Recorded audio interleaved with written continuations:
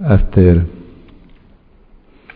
the suggestion of Donald, we start many projects in terms of trauma, and many projects are absolutely now outstanding, and the Eric group, the Rome group, and their activities in Israel. And I think we have to do more in this area of trauma, in emergency, and we dedicate a part of this conference to this topic that will be crucial for the future. And one other topic that was crucial for Donald, as Bob King and Jim said before, is science and research. And he tried to invest a lot of his time around the table in Yale and around the world to promote research in new areas. He was fascinated by new area of research.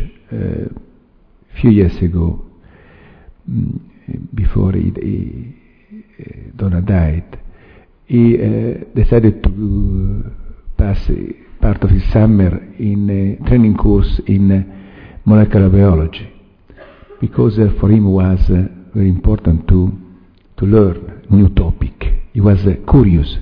He was the only person that came in our Congress in Italy, in Europe, to learn from us.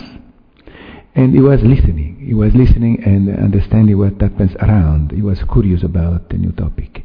He was curious about the new generation of people, about new ideas. And one of the persons that he introduced to me when I came in Yale was a young researcher that has Italian origin, Flora Vaccarino, that I like to make the presentation, because Flora was for me one of the first point of reference, because she spoke Italian. My English was not so good, it's not yet to now, but in this moment it was for me very crucial to have some people to speak with, and Flora introduced me in this big area of new researchers that were present in Yale. Ernesto, thank you very much for inviting me to speak. First of all, to come to this incredible meeting, and particularly to speak today. I will try to give a slightly different perspective to the many ways in which Donald contributed to our lives and our field. It will be a little more personal. I will start with myself, who I am, who I was, and what brought me from being one of the many students in medicine at the University of Padua, probably thousands of graduates every year, to leading with other researchers the Laboratory of Developmental Neurobiology at the Child Studies Center. When I was in high school, I hated biology. I hardly studied it at all. I was much more interested in history and philosophy, and started reading about psychoanalysis. And to the relief of my father, rather than entering a political science field, I decided to go into medicine, primarily because I wanted to study the mind and the brain and things like that. Very vague at the time. As I studied medicine, I became fascinated with the machine that is our body. And although originally I wanted to do psychiatry, I decided that I first wanted to know about the brains, sort of in its more organic aspect. So I entered the neurology residency in Padua, and I learned about neurological disorders. And I became very disappointed about that. I felt something was missing. We were missing the other side, which is the mind. Everything was quite flat. And also we could do very little about our patients. So I was struggling with trying to understand more about how we feel, who we are, how does our brain work. And I was really fascinated with this great machine that is our brain and has so many different ways of working, and how can we understand it better, and how can we cure these disorders for which there is no cure. So I decided to look for a fellowship and basically learn more about biological aspects of the brain. So I came to the US and spent some time at NIH. And then I was also dissatisfied with that because it was all on one side again. I was missing the other side. My original intent was to study the mind and the relationship of the mind with the brain. And so I thought of learning a little bit about psychiatry, so I came to Yale and became a psychiatric residency. And you can already tell that this many back and forth type of thing I've been doing, it was still not the end of the story. So I entered my psychiatric residency at Yale, and during that time, in my last year, I first met Donald. He was teaching us in his famous course on child psychopathology. And I remember he asked me, what are you tell me, all of you around, there'll probably be 20 of us, what are you interested in?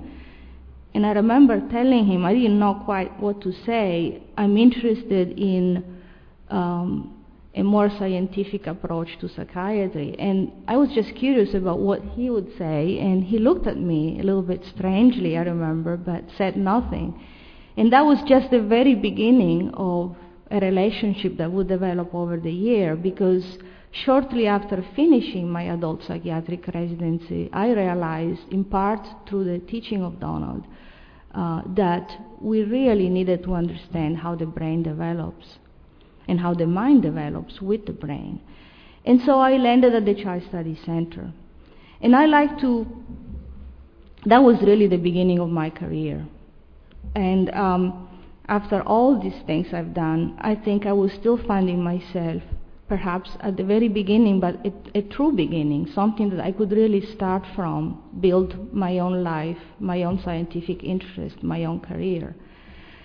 I like to tell you about 4 things that Donald, with his own example, in which he really helped me to go ahead in this quest of understanding brain development in its biology and also in its psychology, in its mental aspects. First of all, with his own example, his belief that we should change our professional goals in response to the changing goals and aspiration and to changes in our own environment. The idea that we should refocus ourselves, we shouldn't be afraid of change, of changing, radically maybe, if we feel we should do that at some point, that we should listen to what's around us and not become crystallized in any given set of ideas. And we should always be curious. I mean, this requires a lot of strength. This really does. But he was personifying that for us. I mean, he was doing that every day. So we would look at him, and I remember in my interactions, I could just sense that whatever I would feel talking to him, he would understand. And he would understand both the biological and the non-biological aspects of any discourse about child psychiatry, about interaction with children, about science. So that was something remarkable that allowed me to even conceive that I could, at that age in my life, already pregnant with my first child, finished 2 residencies in clinical matters without even a PhD, even think that I could start a basic science career. So that was one important sense of direction that he gave me. Second, the idea that we should bring other disciplines into our own, that we should use other disciplines, we should embrace other fields. How do we do that? Well, first of all, we should be, as I said, have the courage of doing that. not close ourselves to what's around us, but also embark in years of serious study and scholarship and be persistent and dedicate ourselves. Of course, this requires a lot of strength to do this again, but it's possible. It's not something that it's beyond us. It really helped me to start studying molecular biology and genetics and enlarge my field of view and really study these new things that I had known very little before. And you know, as everybody said, Donald was already doing that. Partly this is possible because he really had this deep conviction that the body and the mind are two sides of one single thing, and we need to contribute to advancement in both of these fields. So, for example, child psychiatry shouldn't close itself to doing a single thing, but should contribute to science, to neuroscience in particular. So these ideas really came from Donald. In his own example, he was studying neuroscience. He was trying to transform the clinical field into something that can contribute to great advances in neuroscience. And so in my own field, the idea that we should cross-fertilize disciplines, that we should open ourselves to new ideas and contribute to them, I think we should really think about that today. And in terms of training new people, for example, something that Andres will deal more in details with, I think we should keep in mind that as we were fortunate to learn so many things, we should allow other people to do the same.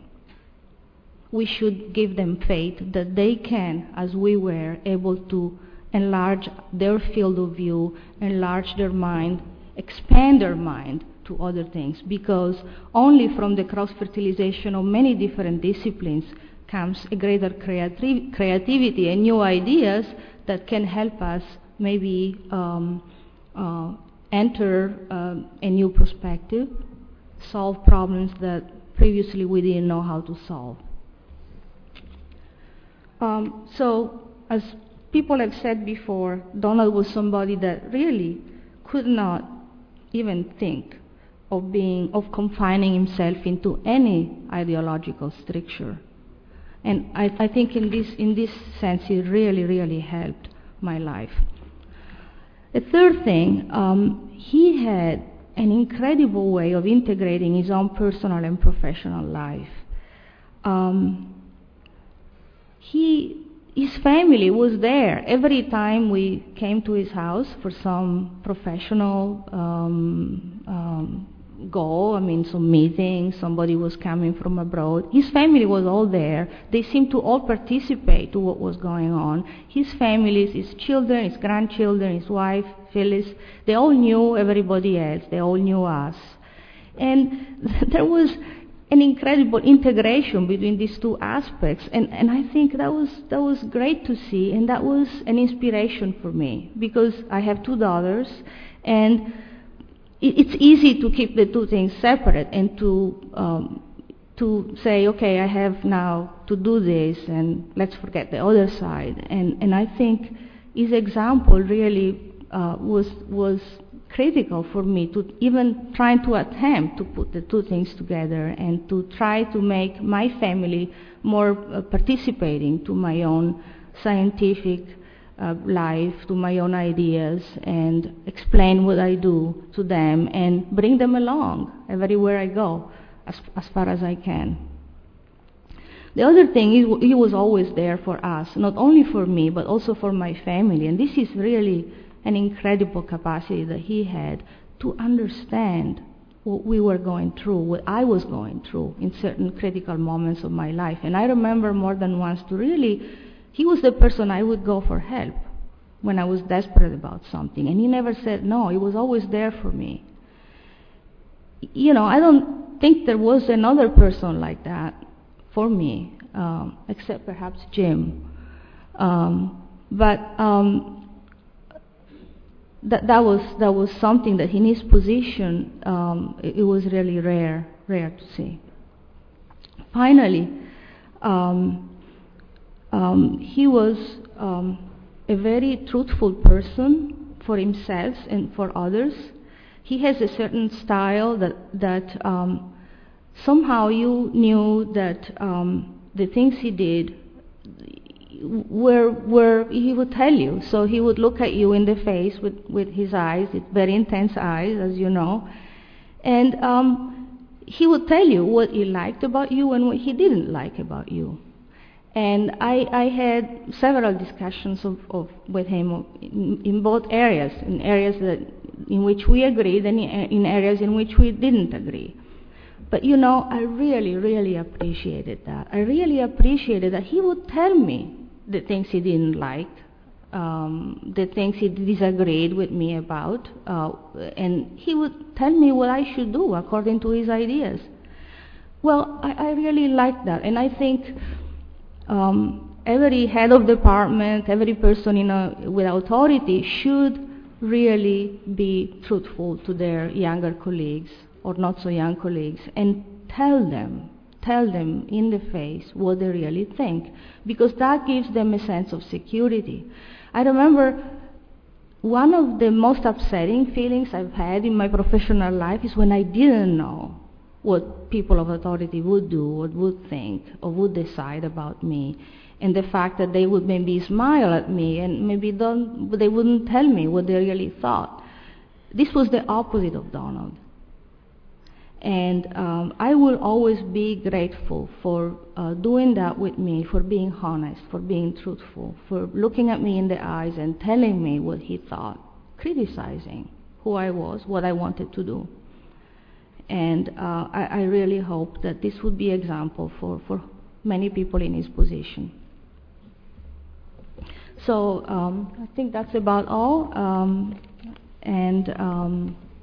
I will always be grateful to Donald for a great example, and I think he's responsible for many things I was able to do in my life.